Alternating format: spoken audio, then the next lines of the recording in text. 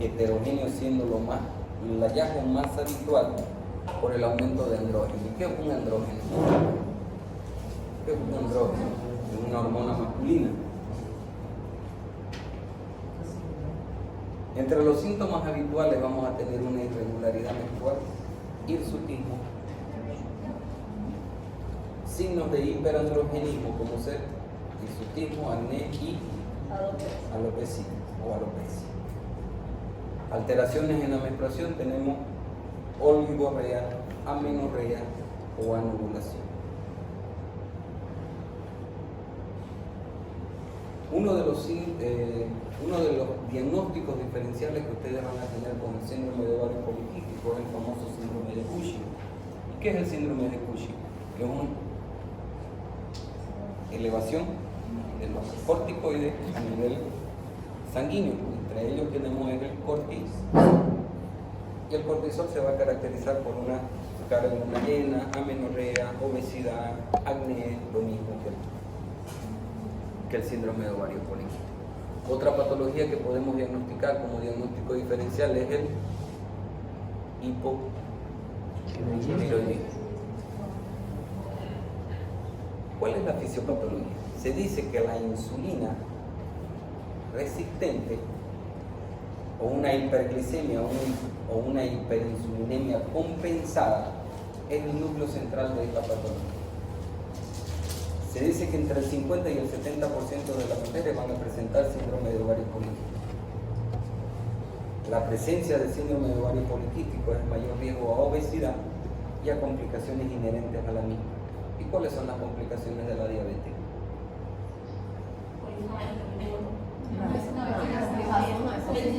Falha renal, Y hay una complicación mucho más en una mujer que desea embarazar. Aborto, diabetes gestacional, preeclampsia, infarto agudo de miocardio, aborto. Entonces, trastornos de infertilidad y de esterilidad pueden llegar. Por eso es que el último tema va a ser eso.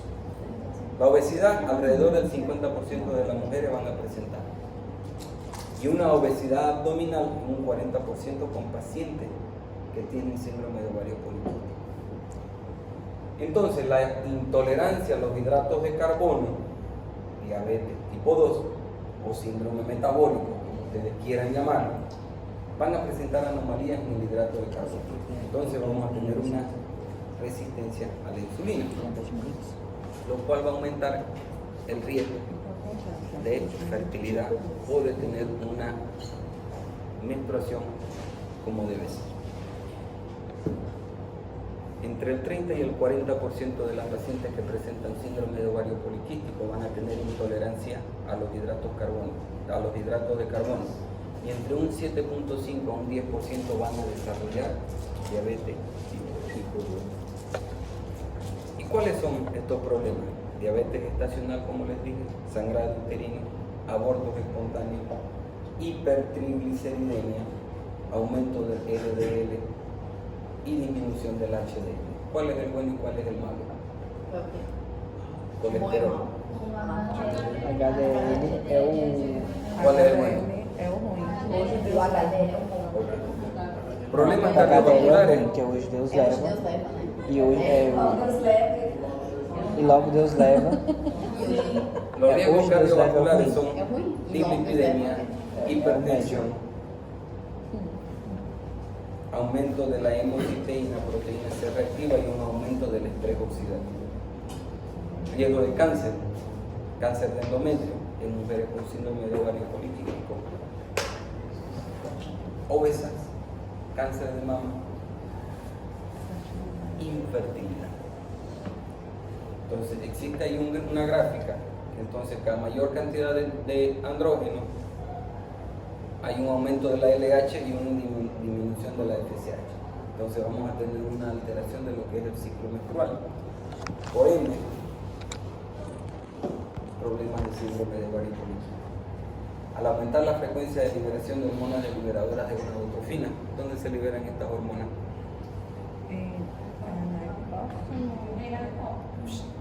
Não lembro. Ainda é nada. Vamos no fim.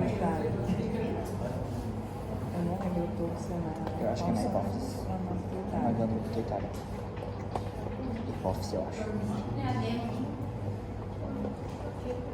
En el hipotálamo, al aumentar la liberación de hormonas liberadoras de una endorfina, van a hacer que liberen las hormonas luteinizantes en mayor cantidad. A tener mayor cantidad de LH vamos a tener disminución de la FSH. Entonces la FSH disminuida vamos a tener amenorrea, como si fuera una paciente en estado de menopausia.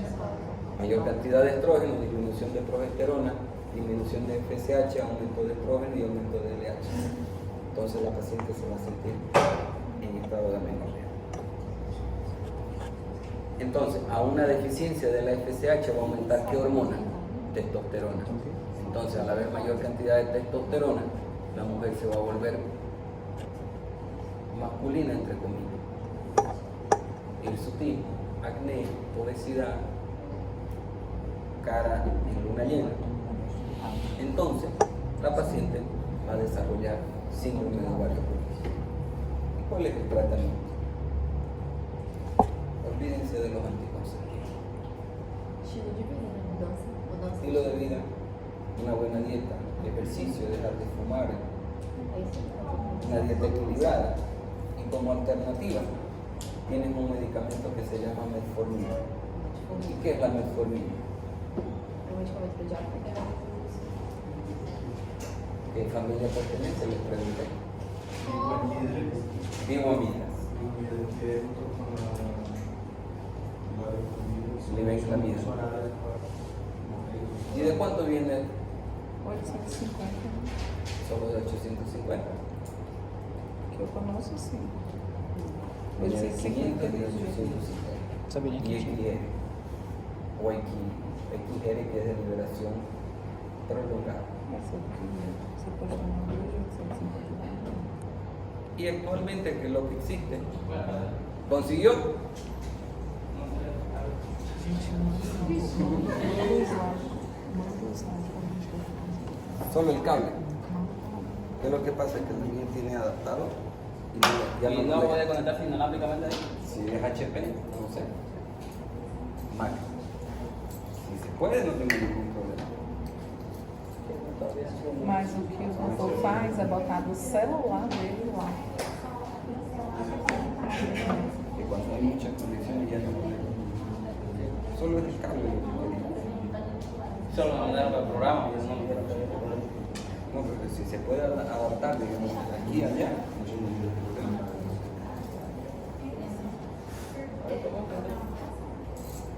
¿Me puede dejar Aquí el sería. programa?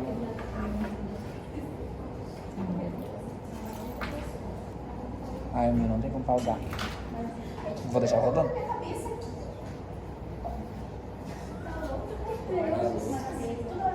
A Joyce é doida.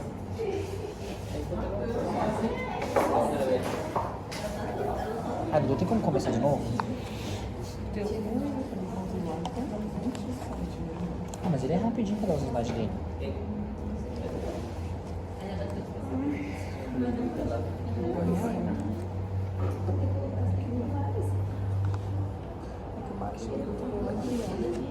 Igual eu vi caindo.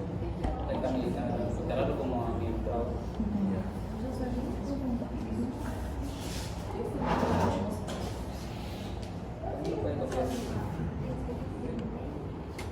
No, no, ahí no hay que hacer nada. Este es un programa que hay que instalarlo automático. Pero dice que necesito Wi-Fi. Dice. Não só não, doutor. Porque o que eu te falo, eu vou botar no celular dele pra mim. Ele não faz questão dele, doutor, de Va a coisa. tener problemas entonces cuando Claro. conociendo, porque por ejemplo, bloque 6, todas están empotradas. Sí, sí, sí. Nada más. Ya. Ahorita le voy a decir a Ni modo. Doutor, mas não, você não consegue passar do celular pra lá? Si alguien tiene, puede pasarlo el de Por que não? Alguém tem o Samsung que consegue botar em cima? Liga aí que eu tento. É. Tenta aí pra ver. Mas você tem que subir ali pra ligar o bicho. Tá ligado, ele já fica ligado, fica não? Não, tem que apertar lá. Aquele azulzinho ele vai piscar e vai acender. Eu não sei colocar, mas a gente tem. Sobe lá o Wander que eu não alcanço. Amiga, a gente conecta lá e conecta o daqui, não dá a mesma coisa que na mesma marca? Doutor, continua do jeito que tá, a gente acompanhando pelo celular mesmo. Ya. Dentro aqui, pode comer. Entonces, en resumen, el síndrome de ovario poliquístico se debe a unos malos hábitos, resistencia a la insulina, un sistema inmune debilitado, una falta de actividad. ¿Y cómo es la forma de cuidarse? Cambiar los hábitos, reducir los niveles de estrés, ejercitarse de manera regular y evitar lo más importante, lo más lindo, lo más gustoso, las harinas, azúcar, ¿Qué? carbohidratos. Harina, azúcar. Entonces, entrando a la patología de ovario, entonces dijimos que se derivan de tumores epiteliales conjuntivos, de células germinales y de células del estroma gonadal. Entonces, si son de las células del epitelio superficial, se presentan entre un 65 y un 70%. 90% de ellos se originan o van a dar lugar a tumores malignos. Se presentan en mujeres mayores de 20 años y entre ellos tenemos los tumores serosos, mucinoides, endometrioides, de células claras y el tumor de Brenner. De las células germinales entre un 15 y un 20%, con una malignidad de un 3 a un 5%, y en mujeres entre los 0 y los 25 años. ¿Por qué? Porque el teratoma, uno de los principales tumores, se presenta en mujeres jóvenes. Digerminoma, tumores del seno endocrino, endodérmico, y el cistocarcinoma. De los cordones sexuales del estroma, entre un 5 y un 10%, una malignidad de un 2 a un 3%, se pueden presentar en cualquier edad.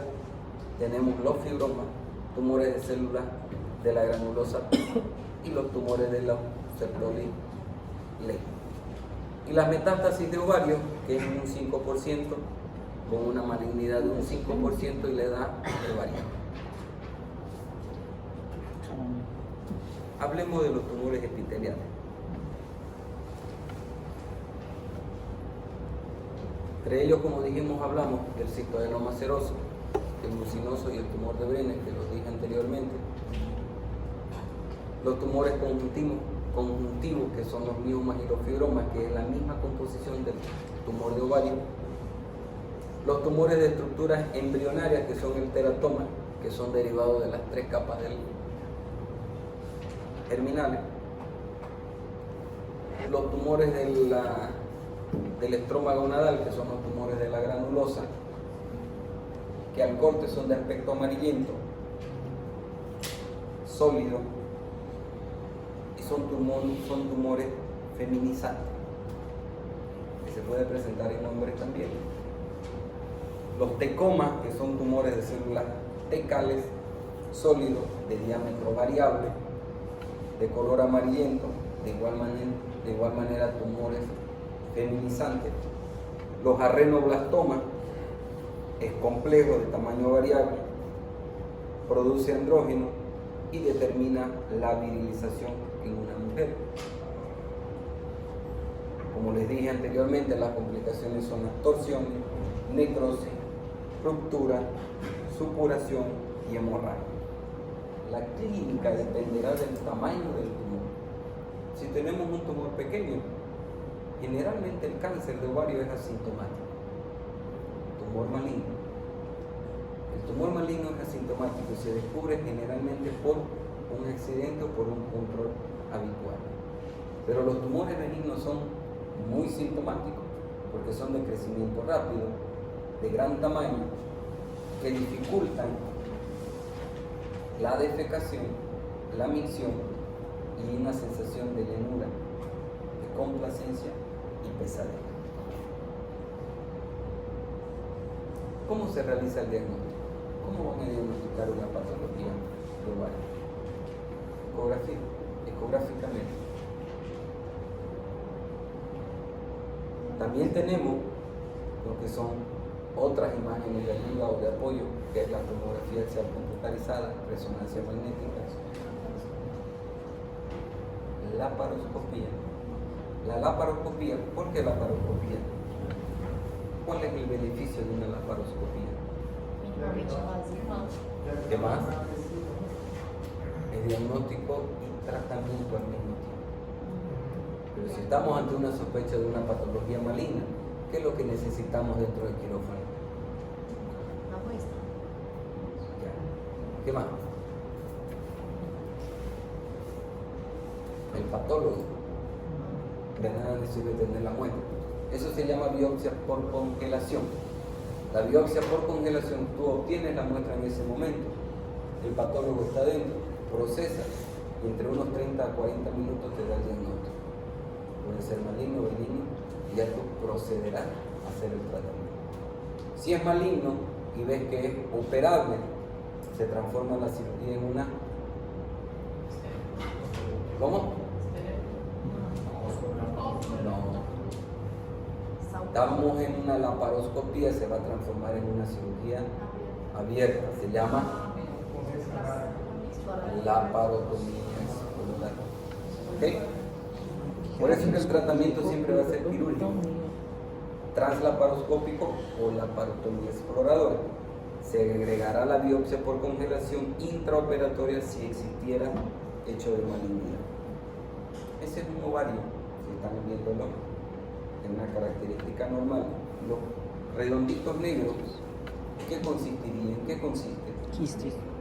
Son folículos, no quistes. Quistes podemos hablar por encima de cuánto? De 0,3 milímetros, perdón, de 3 milímetros y más de 15 quistes pequeños en su interior. La patología tumoral maligna representa más o menos entre un 20 y un 25% de los cánceres ginecológicos. Y todo dependerá de dónde deriven. Los primitivos, que son aquellos que derivan de las células germinales, tenemos los disgerminomas, los gonadoblastomas, teratoma embrionario, coriocarcinoma embrionario, los que derivan del mesénquima, sarcoma, linfoma maligno, los que derivan del epitelio superficial, que es el cistoadenocarcinoma seroso, cistoadenocarcinoma endometrioide, cistoadenocarcinoma mucinoso. Los que derivan de los cordones sexuales son los tumores de las células de la granulosa, y los que derivan de los tejidos desplazados se llaman los los mesonefromas. ¿Cuáles son los tumores secundarios del ovario? Son de proceso sólido, de diámetro variable, son bilaterales y la localización primitiva son a nivel del tubo digestivo. Uno de estos tumores se llama el tumor de Krukenberg, que corresponde a una metástasis de un carcinoma mucosecretante primitivo del aparato digestivo. ¿El carcinoma de endometrio también puede dar metástasis a ovario? Sí, por contigüidad. Clínicamente, como les dije anteriormente, el cáncer de ovario es silencioso y lento. Puede pasar desapercibido y asintomático. A medida que aumenta de tamaño, aparecen síntomas característicos como la extensión del tumor, compresión de órganos dependiendo del volumen que tenga. Como dijimos, el diagnóstico, cuando hablamos de criterio de malignidad, es bilateral, es de superficie irregular, de fijeza a un plano cercano a él, con presencia de nódulos en el fondo del saco de Douglas y la presencia de ascites. ¿Cuáles son los métodos complementarios? Ecografía, laparoscopía, tomografía, radiología, lavado peritoneal, resonancia magnética. Generalmente se presentan en mujeres posterior a los 50 años o en el periodo perimenopáusico. Ahí están los estadios del tumor. Como fuera si le preguntara estadio,